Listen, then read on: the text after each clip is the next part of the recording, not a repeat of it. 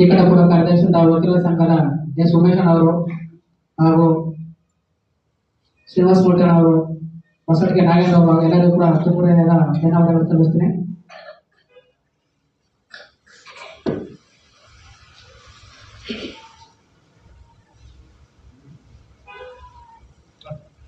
ಎಲ್ಲರಿಗೂ ಜೈ ಭೀಮ್. ಏನು ಈ ದಿನ ಕರ್ನಾಟಕ ಅಂಬೇಡ್ಕರ್ ಸೇನೆ ವತಿಯಿಂದ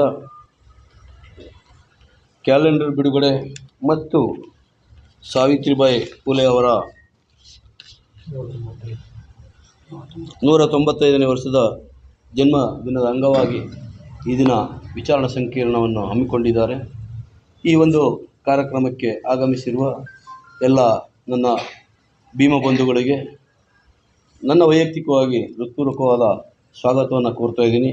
ಈ ಕ್ಯಾಲೆಂಡರನ್ನು ನೋಡಿದಂಥ ಸಂದರ್ಭದಲ್ಲಿ ಪ್ರತಿಯೊಂದು ತಿಂಗಳಲ್ಲೂ ಕೂಡ ಆ ಸಂಬಂಧಪಟ್ಟಂತಹ ಫೋಟೋಗಳನ್ನ ಹಾಕಿರೋದು ತುಂಬ ಸಂತೋಷದ ವಿಚಾರ. ಇತ್ತೀಚಿನ ದಿನಗಳಲ್ಲಿ ಏನು ಜನವರಿ 1ನೇ ತಾರೀಕು ಹೊಸ ವರ್ಷ ಅನ್ನೋದಕ್ಕಿಂತ ಬದಲಾಗಿ ಭೀಮಾ ಕೋರೆಗಾಂವ್ ವಿಜಯೋತ್ಸವದ ಕಾರ್ಯಕ್ರಮ ಇದೆ. ನಾವು ಅದು ಮೊದಲು ಯಾರಿಗೂ ಗೊತ್ತಿರಲಿಲ್ಲ.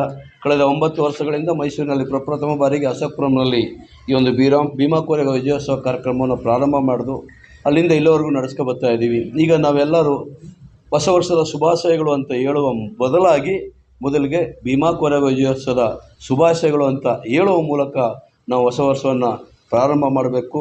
ಆ ಮೂಲಕ ನಾವು ನಡ್ಕೊ ಬರಬೇಕು. ನೀವೆಲ್ಲರೂ ಕೂಡ ಮುಂದಿನ ದಿನಗಳಲ್ಲಿ ಪ್ರತಿಯೊಂದು ಹಳ್ಳಿಗಳಲ್ಲೂ ಕೂಡ ಭೀಮಾ ಕೋರೆಗಾಂವ್ ವಿಜಯೋತ್ಸವವನ್ನು ಮತ್ತು ನಿಮಗೆ ಹೆಣ್ಣು ಮಕ್ಕಳಿಗೆ, ಎಸ್ಪೆಷಲಿ ಹೆಣ್ಣು ಮಕ್ಕಳಿಗೆ ವಿದ್ಯಾಭ್ಯಾಸಕ್ಕೆ ದಾರಿದೀಪವಾದಂತಹ ಸಾವಿತ್ರಿಬಾಯಿ ಫುಲೆ ಅವರ ನೆನಪನ್ನು ಮಾಡ್ಕೊತಾ ನೀವು ಯಾವುದೇ ಸರಸ್ವತಿ ದೇವ್ರುಗಳನ್ನ ಕೈ ಮುಗಿಯುವ ಬದಲು ನಿಮ್ಮ ವೈಯಕ್ತಿಕ ಅದು ನಾನು ಮಾಡೋದು ಬೇಡ ಅಂತ ಹೇಳಲ್ಲ, ಬಟ್ ಸಾವಿತ್ರಿಬಾಯಿ ಫುಲೆ ಅವರು, ಬಾಬಾ ಸಾಹೇಬ್ ಅಂಬೇಡ್ಕರ್ ಅವರು ಮತ್ತು ಭೀಮಾ ಕೋರೆಗಾಂವ್ ವಿಜಯೋತ್ಸವದಲ್ಲಿ ನಮಗೋಸ್ಕರ ಸ್ವಾಭಿಮಾನಕ್ಕೋಸ್ಕರ ನಮಗೆ ಸ್ವತಂತ್ರ ಬದುಕನ್ನು ಕೊಡಿ ಅಂತ ಆ ದಿನ ಪ್ರಾಣತೆತ್ತ 22 ಜನಗಳನ್ನ ನೆನೆಸ್ಕೊತಾ ನಾವು ಆ ಒಂದು ಕಾರ್ಯಕ್ರಮವನ್ನು ಬರ್ತಾ ಇದ್ದೀವಿ.